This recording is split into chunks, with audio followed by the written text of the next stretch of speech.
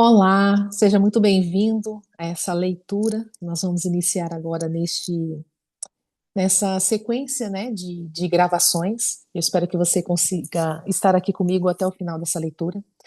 O livro que nós vamos iniciar é um livro muito especial para mim, no qual o Senhor usou tremendamente as palavras escritas pela autora para transformar alguns pontos cruciais na minha vida.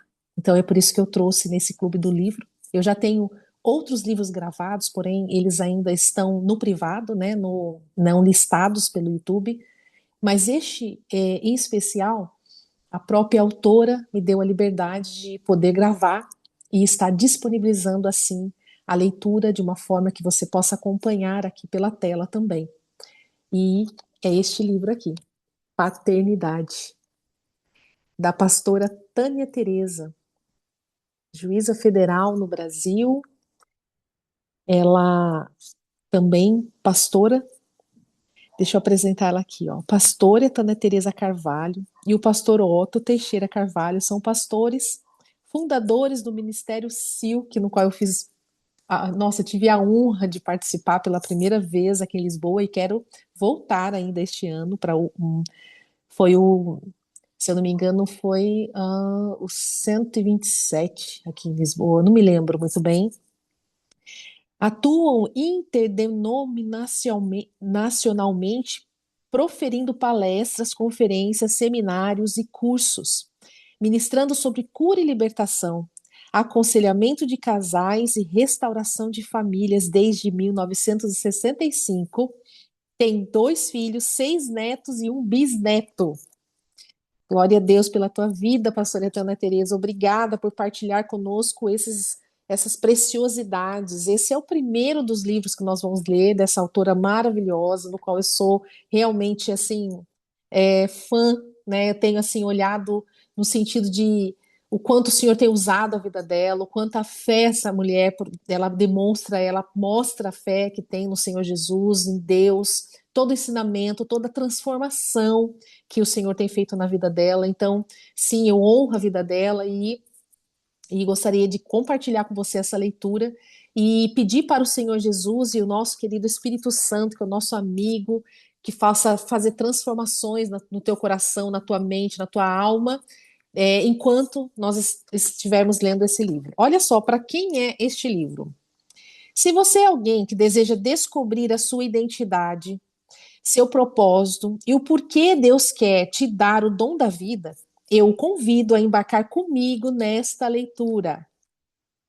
Meu desejo é que, à medida que você for mergulhando nas páginas deste livro, o Pai te traga ainda mais revelação e te confirme que, assim como Jesus, você é sim um filho amado de Deus. Amém?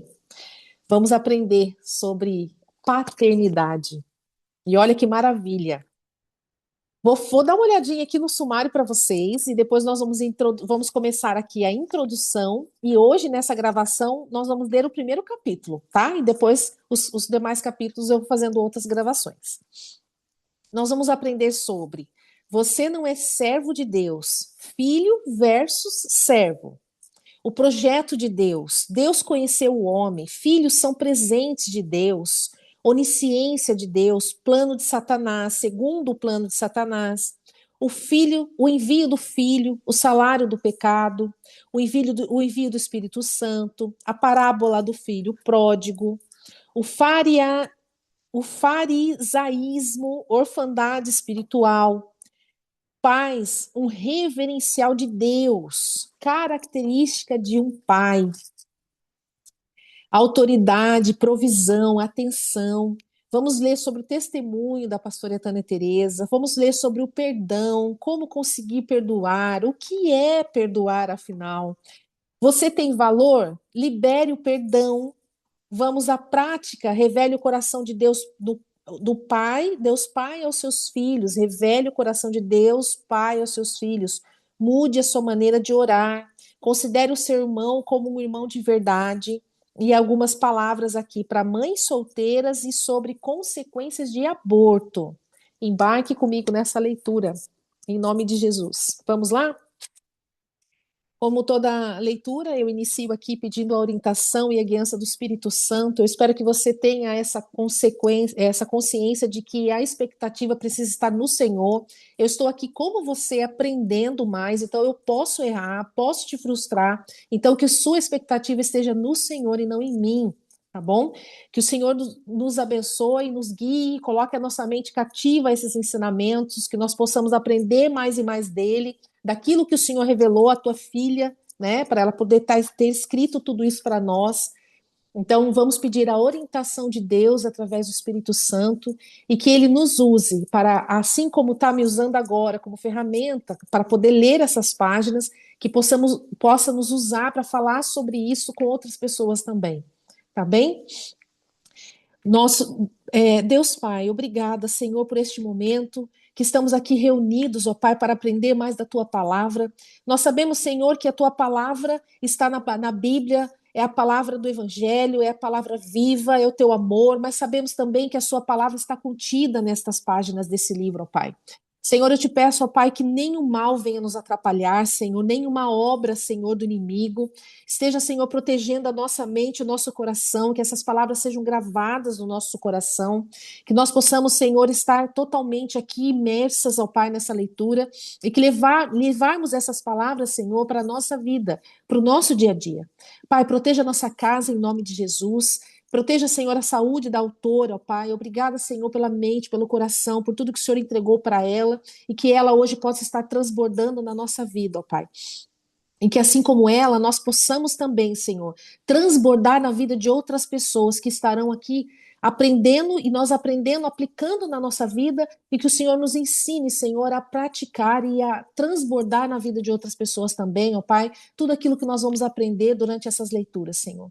Senhor, já te peço perdão, ó Pai, por todo erro, por toda palavra que eu venha falar aqui que não vem de ti, ó Pai. Te peço que o teu Espírito Santo, ó Pai, corrija-me no mesmo momento, ó Pai, mas que as pessoas que estejam aqui, Senhor, estejam realmente entendendo que eu sou aqui como ferramenta, mas estou aprendendo assim como todas as pessoas, ó Pai. Estou de coração disponível para servir com todo o amor, porque essa leitura aqui, através dessa leitura, o Senhor tem modificado a minha vida e tem mudado a minha vida, ó Pai, e assim eu espero que aconteça também, Senhor, em nome de Jesus, e oro e creio que vai acontecer com todas as pessoas também, em nome de Jesus. Amém? Amém. Então vamos lá. Deixa eu partilhar aqui com vocês, porque é assim que funciona. Para quem não conhece ainda o Clube do Livro, eu tenho o Clube do Livro e nós partilhamos vários livros ali. Olha, a submissão à autoridade vai ser a leitura próxima. Tenho lido agora este daqui, que é Revolucionando Relacionamentos. Neste momento, hoje é dia 8 de março, Dia das Mulheres. Nós estamos gravando, eu estou gravando a leitura daquele livro, mas também dando início na leitura do Paternidade, do pastor Tânia Teresa. Então, quando você receber essa gravação, pode ser que nós já tenhamos começado a outra leitura, tá bom? Então, se você não tem o meu contato, pode entrar no meu Instagram, é Juliane Fonseca, arroba Juliane Fonseca. Lá tem na bio o meu Instagram, tem meu WhatsApp, e você pode solicitar para entrar no grupo, tá bom? Para você poder receber o link desses livros que ainda estão no privado, porque eu ainda não tenho a liberação para tornar o público como este, né? A pastora Tânia Teresa me autorizou. E eu também envio ali um resumo da leitura que nós fizemos, né?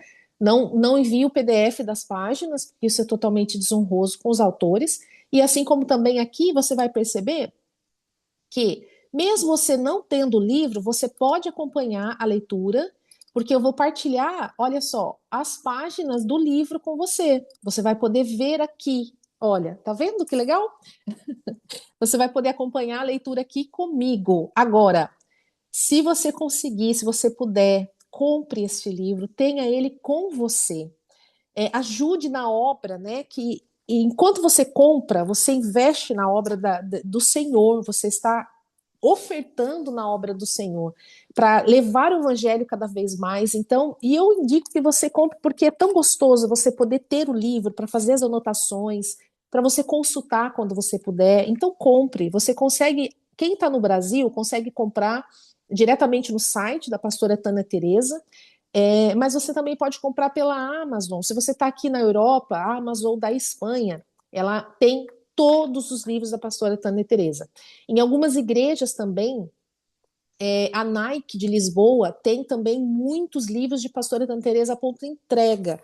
Então você pode pesquisar pela internet, tem várias formas, o livro está assim totalmente disponível em várias modalidades para você poder adquiri-lo, tá bom? Então eu indico que você faça isso e compre este livro maravilhoso, dentre outros também que nós vamos ler aqui.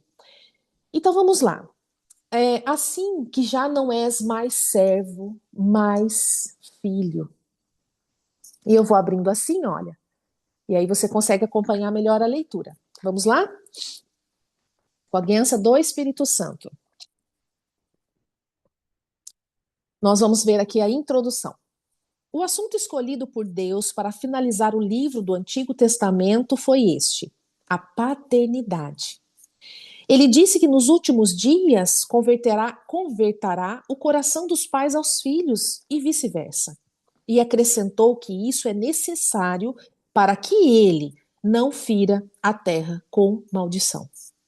Como nada na Bíblia está escrito por acaso, podemos afirmar que essa profecia foi propositalmente mencionada nesta ocasião e, portanto, possui sua relevância. 2 Timóteo 3,16. Sendo assim, utilizarei a conclusão do Antigo Testamento como a introdução deste livro, para mostrar a você, leitor, a importância da paternidade divina em nossas vidas. Eu sempre indico que você tenha em mãos o seu livro ou um caderno, que você possa pausar os vídeos e tomar nota dessas páginas que estão grifadas ou daquilo que o Espírito Santo colocar no teu coração naquele momento para você anotar. Então pause, anote, tá? Eu estou gravando aqui da minha casa, então pode haver momentos que eu também vou precisar pausar. Para quem não me conhece, às vezes eu tenho uma dificuldade na leitura e isso o Senhor está me curando. Eu acredito que o Senhor está me ajudando com isso. Então, quando eu comecei, era muito difícil para mim, né? Eu trocava muitas letras, eu lia palavras que não estavam aqui. Agora eu estou melhor, mas não estou 100%. Então, eu peço perdão quando eu errar as palavras, tá bom? Então, como eu disse no início, eu também estou aprendendo com vocês, então eu posso errar quando eu vou fazer algum comentário que vem assim na minha cabeça, ou que o próprio Deus, né, me revele. Quando é do Senhor, eu sei que não está nada errado, porque vem dele. Mas quando vem de mim, eu, assim como você, posso estar errando. Então, eu tenho um coração totalmente inclinado para ouvir. Eu tenho aprendido isso, a disciplina, a correção. Eu vejo que isso é uma coisa muito boa. Então, se você vê durante a leitura que eu faço um comentário que não está certo, eu peço que você me corrija, tá bom? Eu não vou ficar chateada, realmente, com muito respeito e muito temor e muita honra. Eu peço para você que possa estar me enviando mensagem para me corrigir, tá bom? Vamos continuar. Malaquias 4,6 diz assim: E ele converterá o coração dos pais aos filhos, e o coração dos filhos aos pais, para que eu não venha e fira a terra com maldição. Desde a fundação do mundo e a instituição da primeira família, Adão e Eva, a relação entre pais e filhos tem sido um grande alvo de Satanás. Desculpa. Eu costumo dizer que há um espírito global que não atinge somente um território específico, mas todo o globo terrestre, com o objetivo de denegrir a imagem paterna, a fim de destruir o projeto de Deus, a família. Para tal, Satanás utiliza diversas artimanhas, tais como guerras, tirando a vida dos pais, os divórcios. Normalmente, as crianças ficam sob a guarda da mãe e possuem pais ausentes. Famílias destruturadas, onde há dificuldades de relação entre pais e filhos, de acordo com o padrão do céu. Existem diversas outras maneiras, mas estas são as mais comuns. A questão é que, de uma forma ou de outra, Satanás está sempre tentando destruir a família.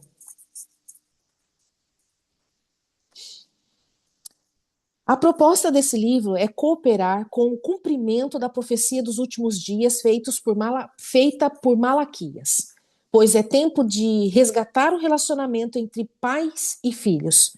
a fim de que o mesmo seja um reflexo do relacionamento entre Deus e os homens. Agora eu te pergunto, você se intitula um cristão salvo e redimido? Então não se surpreenda com o que eu vou te dizer. Essa não é a preocupação de Satanás. A verdade é que ele não se incomoda com o fato de você ser evangélico e seguir uma religião. Da mesma forma que ele também não se importava de Jesus ser um profeta, pois era assim que o povo o conhecia. Esse trechinho está em Lucas 9, do 18 ao 19. Olha lá. E aconteceu que, estando ele só, orando, estavam com ele os discípulos e perguntaram-lhes, dizendo: Quem diz a multidão que eu sou? E respondendo eles, disseram: João o Batista, outros Elias e outros que um dos antigos profetas ressuscitou. Então tá aí, Lucas 9, 18, 19. Enquanto Jesus agia como mestre, ensinando nas sinagogas e nos caminhos em que percorria, o povo seguia e, inclusive, os mestres da lei paravam para ouvir os seus ensinamentos. Podemos dizer que havia certa receptividade. Todavia, no momento em que Jesus mencionava ser o Filho de Deus, o inferno se levantava contra ele. E foi exatamente essa uma das razões pela qual ele foi acusado. Blasfêmia. Por ser autor intitular do Filho de Deus. Por ser. Não, desculpa, gente. Olha, essa é uma das falhas que acontece. Por se auto-intitular Filho de Deus.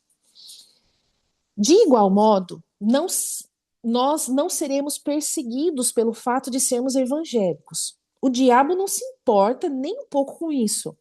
O mundo nos reconhece como tal. O IBGE aponta o número de adeptos ao cristianismo e até você mesmo pode se chamar de cristão ou dizer que congrega em determinada denominação e que tem experiência de serviço no ministério.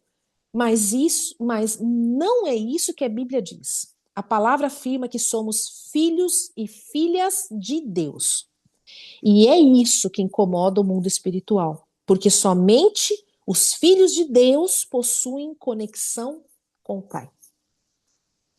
Mas a todos quantos o receberam, deu-lhes o poder de serem feitos filhos de Deus, e aos que creem em seu nome, os quais não nasceram do sangue, nem da vontade da carne, nem da vontade do homem, mas de Deus. João 1, 12, 13. Quando fala assim, gente, grifo da autora, é porque coloca em negrito, itálico, né? Coloca ali da forma que não está essa forma de letra na palavra de Deus. Então, coloca grifo da autora porque ela dá uma certa ênfase, por exemplo, negrito, né? O negrito ali, filhos de Deus, ela coloca grifo da autora. Chegamos agora no assunto central deste livro. Satanás trabalha a fim de tirar do coração do homem a convicção que há um pai nas regiões celestiais à procura de seus filhos espalhados sobre a face da terra. Este é o tema central, o assunto central. E o seu principal alvo é a figura paterna. A partir deste entendimento, podemos fazer uma leitura do texto descrito por Paulo no livro de Efésios, capítulo 1. Bendito Deus e Pai do nosso Senhor Jesus Cristo, o qual nos abençoou em todas as bênçãos espirituais nos lugares celestiais em Cristo, como também nos elegeu nele antes da fundação do mundo, para que fôssemos santos e irrepreensíveis diante dele em amor. E nos predestinou para filhos de adoção por Jesus Cristo, para si mesmo, segundo o beneplácito da sua vontade, para louvor da glória da sua graça, pelo qual nos fez agradáveis a si no amado, em quem temos a redenção pelo seu sangue, a remissão das ofensas, segundo as riquezas da sua graça. Efésios 1, 3, 7. Atente-se à expressão antes da fundação do mundo, descrita no versículo 4. Leia e releia até que essa verdade crie raízes no seu coração. Assim, aqui diz que antes mesmo de Deus ter criado os luminares, o dito haja luz, ele já tinha um plano perfeito: fazer o homem, o seu próprio filho. E este é o nosso propósito de vida, o motivo pelo qual nós fomos criados. Deus planejou a redenção do homem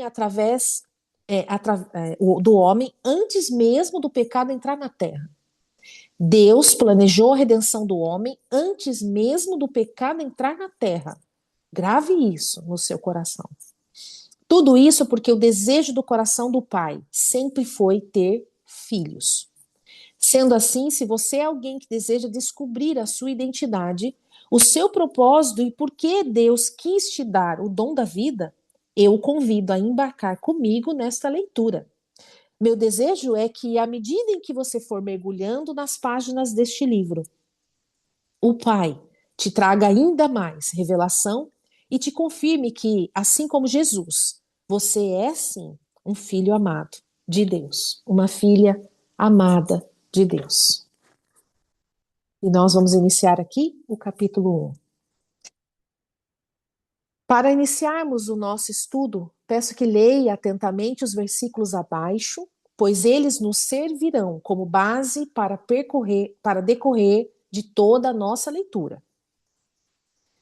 Mas, vindo a plenitude dos tempos, Deus enviou seu filho, nascido de mulher, nascido sob a lei, para remir os que estavam debaixo da lei. Para remir os que estavam debaixo da lei, a fim de recebermos a adoção de filhos. E porque sois filhos, Deus enviou aos vossos corações o Espírito do seu Filho, que clama, Abba, Pai. Assim que já não és mais servo, mas filho. E se és filho, és também herdeiro de Deus por Cristo. Gálatas 4, do 4 ao 7. Agora vamos esmiuçar este texto. Mas vindo a plenitude do tempo, Deus enviou seu filho em carne, nascido de mulher, nascido sob a lei, aconteceu há mais de 2000 anos, ok? Grifos da autora, Gálatas 4:4, ok. Perceba que há uma referência sobre a vinda do Messias ao mundo. Mas será que o propósito da primeira vinda de Cristo seria apenas para nos salvar, remir os pecados de toda a humanidade? Deixa eu ver se está tudo certo aqui. Tá. Para remir os que estavam debaixo da lei, resgatar a humanidade do juízo e remir a nossa história, a fim de recebermos a adoção de filhos. Este versículo nos responde que Jesus veio não apenas para nos salvar, riscar o escrito da dívida que era contra nós e comprar, com o preço do seu sangue, povos de todas as raças, tribos, nações, das mãos do diabo. Mas, além de tudo isso, ele também veio para que nós recebêssemos a adoção de filhos. Por isso que está escrito: veio para o que era seu e os seus não o receberam. Mas a todos quanto o receberam, deu-lhes o poder de serem feitos filhos de Deus, aos que creem no seu nome. João 1, do 11 ao 12. Na verdade, o sacrifício de Jesus na cruz possui diversas finalidades. A primeira, como já mencionamos, é a remissão dos nossos pecados. Isaías 53:5 diz assim: mas ele foi ferido por causa das nossas transgressões e moído por causa das nossas iniquidades. Iniquidades são pecados enraizados, né? Pecados não é a mesma coisa que transgressão. Iniquidade, transgressões é uma coisa que você faz isoladamente. Iniquidade é uma coisa que você faz sempre, está mais enraizado. Se eu tiver errado, eu quero que vocês me corrijam, por favor. Mas é o que eu lembrei aqui. O castigo que nos traz a paz estava sobre ele, e pelas suas pisaduras nós fomos, né, não tem nós, fomos sarados. A segunda é que ele abriu um novo e vivo caminho de acesso à sala do trono. Tendo, pois, irmãos, ousadia para entrar no santuário, pelo sangue de Jesus, pelo novo e vivo caminho que ele nos consagrou, pelo véu, isto é, pela sua carne. Hebreus 10, 19 ao 20. A terceira é que ele devolveu a autoridade espiritual à terra e a delegou aos homens. Isso se cumpriu no batismo de Jesus no Rio Jordão, onde a manifestação da Trindade, Espírito Santo, na forma de pomba, o Filho, o homem e o Pai, como homem e o Pai, por meio da sua voz que disse: Este é o meu Filho amado, em quem me comprazo. Mateus 3,17. Fez com que a autoridade do céu descesse à terra. E foi somente a partir deste acontecimento que Jesus pôde se encontrar com Satanás, pois recebeu autoridade para enfrentar o mundo espiritual. Aqui no rodapé está escrito assim: se você deseja se aprofundar mais sobre esse assunto, sugiro a leitura do meu livro Autoridade Espiritual. Eu também tenho e eu pretendo também gravar. Onde eu relato esses acontecimentos de forma mais detalhada. Mas se você, até que eu grave, você queira comprar já e adquirir esse livro, entra no site da pastora Tânia Teresa. Porém, Jesus veio para ensinar sobre o relacionamento, entre o homem e Deus como o Pai. Ele veio para que recebêssemos a adoção de filhos. E é sobre isso que iremos nos debruçar no decorrer das páginas deste livro. Por fim, o texto de Gálatas 4 termina dizendo: E porque sois filhos, Deus enviou aos vossos corações o Espírito do seu Filho, o Espírito Santo, que clama: Abba, Pai. Assim que já não és mais servo, mas filho. E se és filho, és também herdeiro de Deus, por Cristo. Veja também o que diz o versículo. Já não és mais servo, entre as palavras, você não é servo de Deus. Se você é uma daquelas pessoas que, assim como eu, passou a vida dizendo que era servo de Deus, eu quero te dizer que nós estávamos errados. Convertida desde os 14 anos de idade, eu passei muitos anos da minha vida batendo no peito dizendo: eu sou serva de Deus, eu estou fazendo a obra de Deus. Mas eu descobri que, na verdade, eu não fui chamada para ser serva, e você também não. Nós somos filhos de Deus, pois é isso que está escrito. Assim que já não és mais servo, mas filho. E você é o que este livro diz que você é. Aí está com letra maiúscula. Então, o livro é a palavra, a Bíblia, né? Portanto, tomem nota disso. Não aceitem ser definidos por palavras alheias, ou até mesmo por aquilo que você pensa ao seu respeito, mas passe, a partir de agora, a se enxergar como filho e filha de Deus.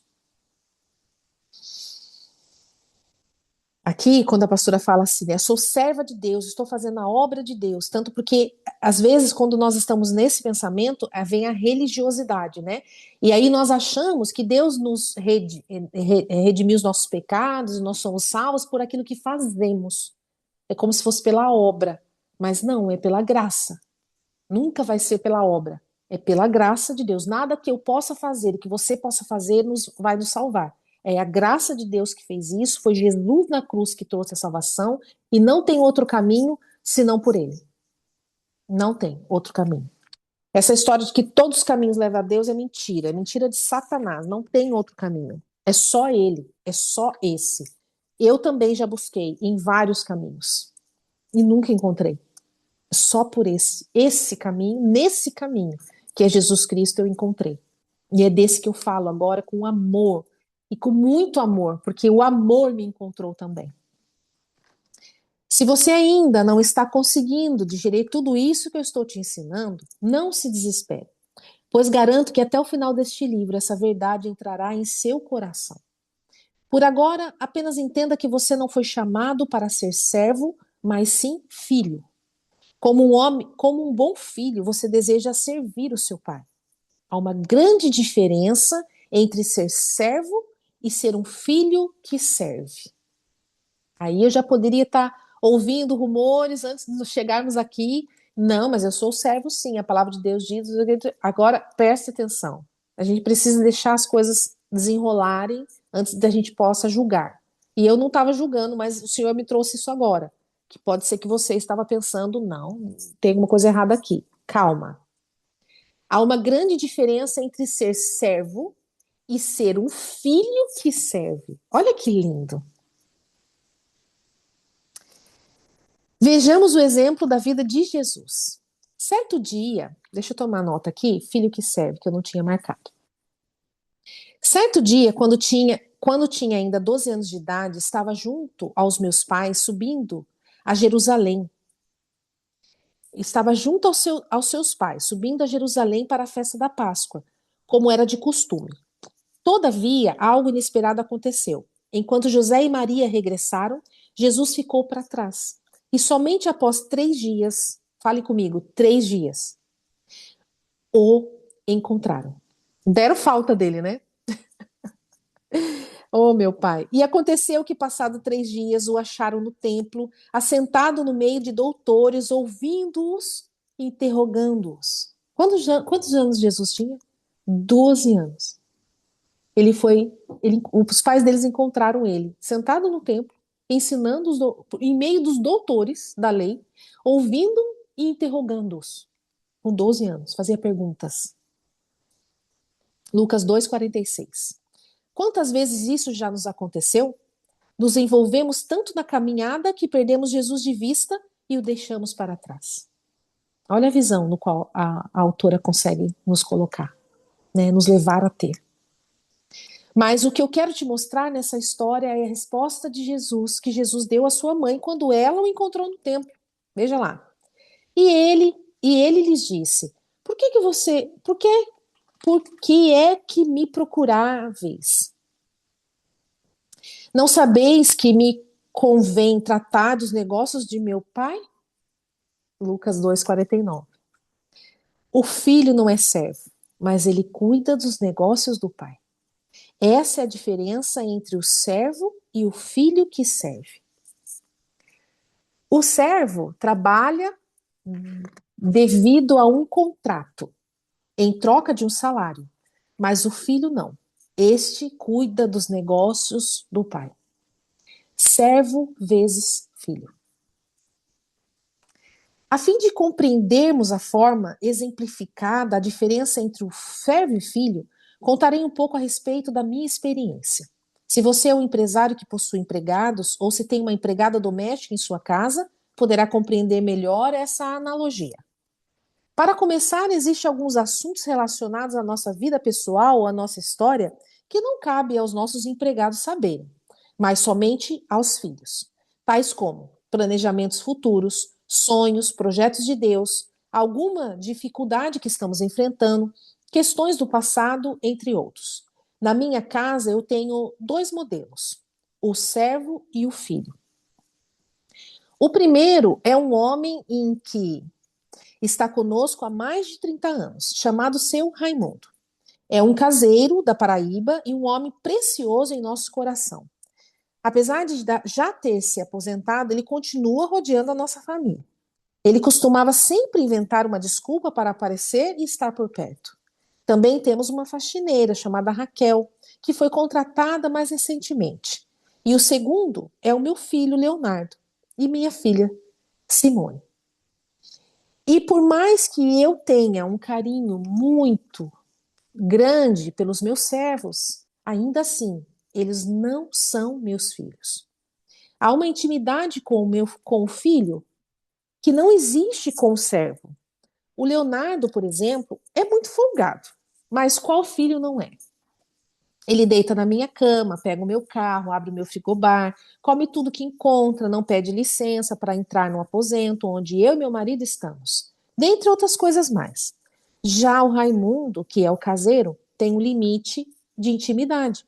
Nossa casa tem 2 andares. Os quartos e o escritório localizam no segundo piso. Quando o seu Raimundo precisa subir ao andar de cima, por exemplo, ele vai até o meio da escada e antes de prosseguir, ele para e pede a minha permissão para continuar, pois ele sabe que eu posso estar em um momento particular, como estar vestido de roupas mais à vontade, fazendo uma ginástica ou em oração junto com meu marido. Desculpa, esqueci de rolar a página. Do meu marido Otto. E não querer interrupções. Isso porque ele tem um limite de intimidade. Logo, se eu digo sim, ele continua subindo os degraus. Mas se eu peço que espere um momento, ele aguarda no primeiro piso. Agora, se for o meu filho querendo subir ao andar de cima, a história é totalmente diferente. Quando ele está na cidade, ele descobre que eu e o Otto chegamos de uma viagem, por exemplo, quando menos esperamos, ele já está lá dentro do nosso quarto. O Léo sobe as escadas até o fim, sem pedir a minha permissão. E se, e se por acaso ele chegar no meu quarto e se deparar comigo, com meu marido, em um momento de oração, ele vai esperar quietinho, mas ficará junto de nós, no mesmo cômodo. Mas, caso encontre o quarto livre, é certo que ele deitará na nossa cama para assistir o futebol e ainda por cima terá uma garrafa de água na mão, retirada do nosso frigobar. Isso acontece porque ele tem completo acesso à minha vida, simplesmente porque é meu filho.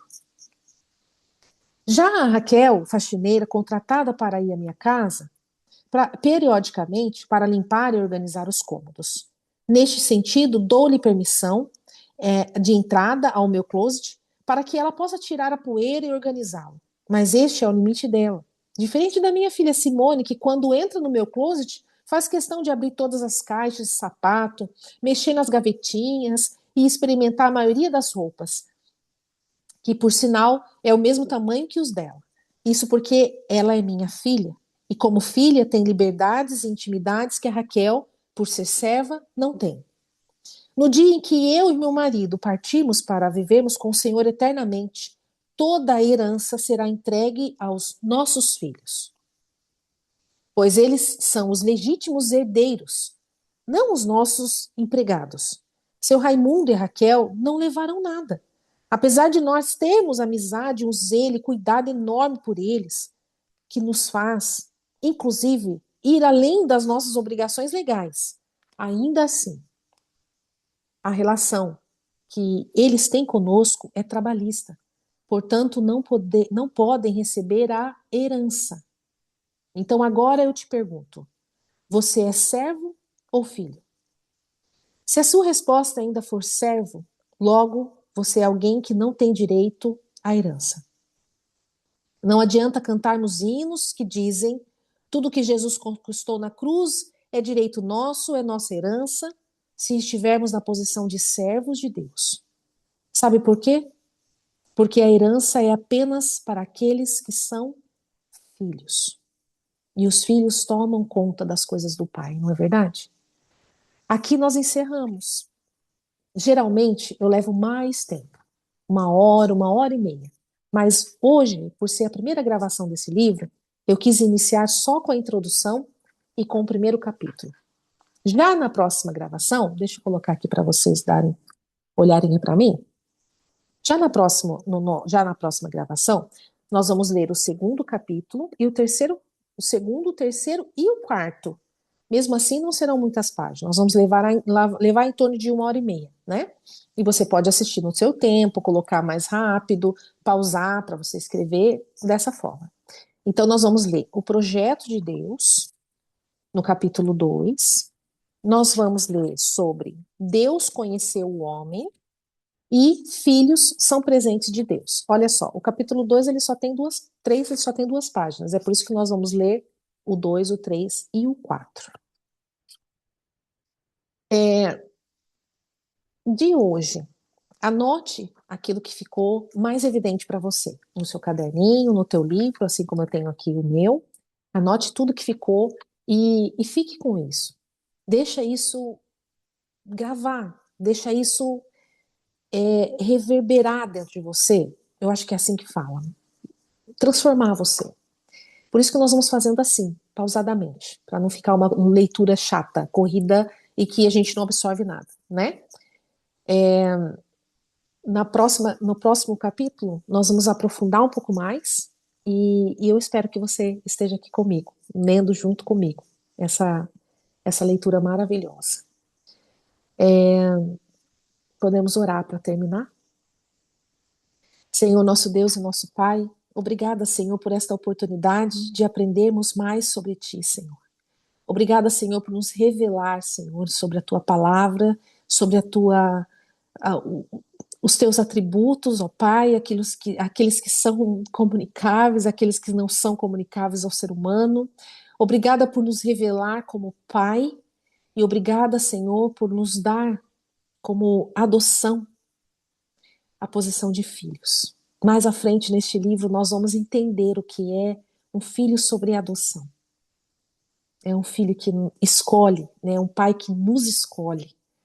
Obrigada, Senhor, porque essas informações inundam o nosso coração com teu amor e nós ficamos constrangidos com tanto amor que recebemos de ti, ó Pai. Obrigado a Deus por essa oportunidade. Em nome de Jesus. Amém.